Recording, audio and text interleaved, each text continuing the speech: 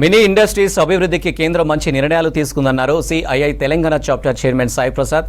నైపుణ్యం గల యువతకు శిక్షణ ఇవ్వడం, ఎనర్జీ, ఈ-కామర్స్ రంగాలు ముందుకెళ్లేందుకు బడ్జెట్ ఉపయోగపడుతుందన్నారు. స్కిల్ ఎంప్లాయ్మెంట్ పై కేంద్రం నిర్ణయాలు స్వాగతిస్తున్నామని చెప్పారు. అయితే ఏపీకి స్పెషల్ బడ్జెట్ కేటాయింపులతో తెలంగాణలో పరిశ్రమలు అభివృద్ధిపై పెద్దగా ప్రభావం ఉండకపోవచ్చంటున్న సాయి ప్రసాద్తో హరిత ఫేస్ టు ఫేస్. మూడోసారి అధికారంలోకి వచ్చాక పూర్తి స్థాయి బడ్జెట్ ని ఈ రోజు ప్రవేశపెట్టారు. దీనికి సంబంధించి పారిశ్రామిక వర్గాలు ఏమనుకుంటున్నాయి అడిగి తెలుసుకుందాం. మనతో పాటు Telangana CII chapter chairperson Sai Prasad గారు ఉన్నారు. సార్ చెప్పండి, ఈ రోజు బడ్జెట్ కేటాయింపుల పైన ఏపీకి స్పెషల్ గా 15,000 కోట్లు ఇచ్చారు కదా, అండ్ తెలంగాణకి ఈసారి కాస్త మొండి చేయి వచ్చింది అనేది అంటున్నారు. దానిపైన మీరేమంటారు? సో మనం ఇది ఏపీకి అనౌన్స్ చేసింది, వాళ్ళు ఏపీ అండ్ తెలంగాణని స్ప్లిట్ చేసినప్పుడు what ever was given as a package దాన్నే ఇప్పుడు అనౌన్స్ చేశారు. కొత్తగా నాకు తెలిసి కొత్తగా ఏం చేయలేదు. బట్ తెలంగాణకి స్పెసిఫిక్గా అనౌన్స్మెంట్స్ ఏం లేదు. బట్ చేసిన అనౌన్స్మెంట్స్లో మనం తెలంగాణ ప్రభుత్వం అండ్ తెలంగాణ యువత and Telangana farmers, Telangana women చాలా బెనిఫిట్ తీసుకోవచ్చు. మనం దీన్ని బాగా డిజైన్ చేసుకొని మనం స్టేట్ గవర్నమెంట్ స్కీమ్స్, ఇండస్ట్రీ ఇక్కడ దీన్ని లెవరేజ్ చేసుకుంటే మన పాపులేషన్కి, మన యువతకి బెనిఫిట్ వస్తుంది. అంటే ఏపీకి ఇచ్చిన స్పెషల్ స్టేటస్ వల్ల తెలంగాణకి ఇండస్ట్రీస్ రావకపోవడం కావచ్చు, ఆ ఇంపాక్ట్ ఏమైనా ఉంటుందంటారా? So to the best of my knowledge ఆ ఇంపాక్ట్ ఏం ఉండకపోవచ్చు. బికాస్ తెలంగాణలో ఆల్రెడీ లాస్ట్ 10 yearsగా గ్రోత్ ఒక సర్టన్ లెవెల్లో ఉన్నాయి. 10% పైన గ్రోత్ అవుతున్నాయి per year. Because of that global industries and also people from all over the country are based in Hyderabad and Telangana. So we already have a very good sustainable ecosystem. So daniki kotta incentives, more incentives have to be announced.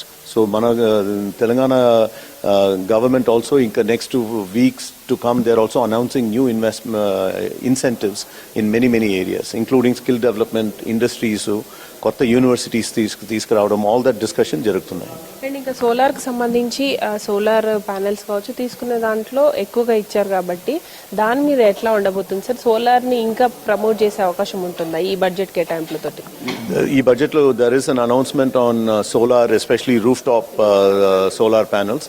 అది ఇంకా మనకి every household can develop either 1 kVA or 3 kVA solar panels. That will only be beneficial for the solar industry, but it will also be beneficial మన house owners, home owners also beneficial ఉంటుంది. ఇంకా gold and silver కావచ్చు, cell phones పైన కూడా తగ్గించారు కదా, దాన్ని ఎంతవరకు మిడిల్ క్లాస్ పీపుల్ ఉపయోగించుకోవచ్చు అంటారు? సో ఎస్పెషలీ గోల్డ్ అండ్ సిల్వర్లో కొంచెం ఇప్పుడు టాక్సేషన్, కస్టమ్స్ డ్యూటీస్ తగ్గించారు. అది డెఫినెట్గా middle class people and lower middle class people అందరికీ బెనిఫిట్ వస్తుంది. And cell phones also lot of ఇన్ని దినాలు అసెంబ్లీ వర్క్ చేస్తున్నారు, ఇప్పుడు లాట్ ఆఫ్ కంపోనెంట్స్ కూడా ఇండియాలో మన దేశంలోనే చేసేలాగా ఉన్నారు. దాని నుంచి టాక్సేషన్ రెడ్యూస్ అవుతున్నాయి. సో సెల్ ఫోన్స్ ఆల్సో మనకి maybe cheaper cell phones and better quality cell phones or better processing power cell phones దొరికే ఛాన్సెస్ ఉన్నాయి. Thank you. And small and micro ఇండస్ట్రీస్కి ఈసారి బడ్జెట్ కేటాయింపులు ఎట్లా ఉన్నాయి? రానున్న రోజుల్లో వీటిని ప్రమోట్ చేసే అవకాశం ఉంటుందా? సో స్మాల్ అండ్ మీడియం ఎంటర్ప్రైజెస్కి ఈ బడ్జెట్ చాలా మంచి అనౌన్స్మెంట్స్ చేశారు.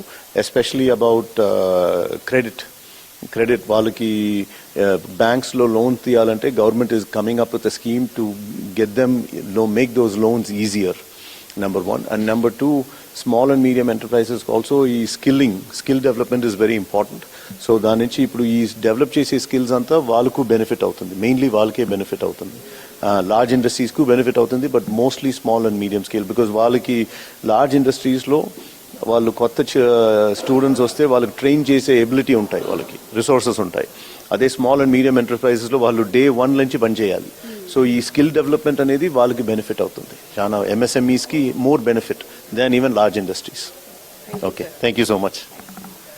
ఇది మొత్తంగా అయితే పారిశ్రామిక వర్గాలు మిశ్రమ స్పందన అయితే వస్తుంది. ముఖ్యంగా ఇటు తెలంగాణకి బడ్జెట్ స్పెషల్ కేటాయించకపోయినప్పటికీ కూడా ఆల్రెడీ ఇక్కడ హైదరాబాద్లో డెవలప్ అవుతున్న సిటీ కాబట్టి రానున్న రోజుల్లో మరింత అభివృద్ధి జరిగే అవకాశం ఉంటుందని పారిశ్రామిక వర్గాలు చెప్తున్నారు.